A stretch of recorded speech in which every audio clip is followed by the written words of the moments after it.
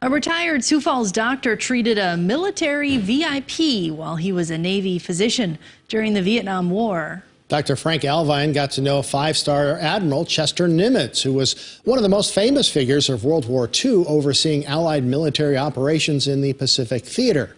On this Veterans Day, KELOLAND's Perry Groten looks back on Alvine's high-profile patient caseload.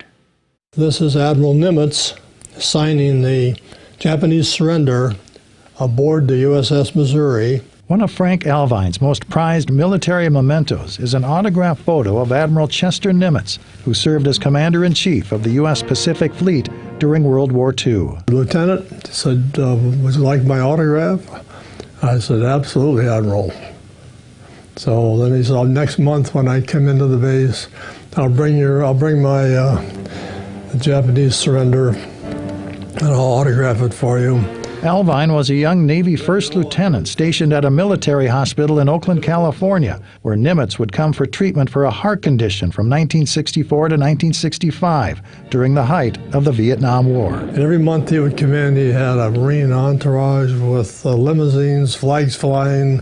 Oh, it was quite an ordeal to have him come on the base. But it turns out the Admiral who arrived to such fanfare was really quite down to earth. Well, he was a very humble man, very easy to talk to.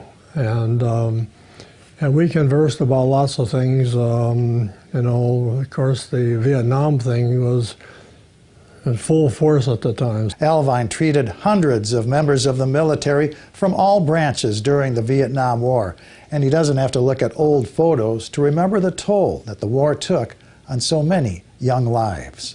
I remember vividly one fellow was telling me his Jeep hit a mine and blew it upside down, and then he crawled out of the Jeep, and then they tried to get his rifle and they shot him 2 or 3 times in his left arm where he tried to reach for the rifle. I mean, those are the kind of stories they would tell us. On this Veterans Day, Alvine's thoughts are upon the patients under his care, from the 5-star Admiral to the lowest-ranking troops who fought so bravely to preserve freedom around the globe and at home. You need to stop and to appreciate, you know, all the commitment and all the sacrifices that all of our men and women have made for this country. With best wishes, C.W. Nimitz, Fleet Admiral, United States Navy. In Sioux Falls, Perry Groten, KELOLAND News.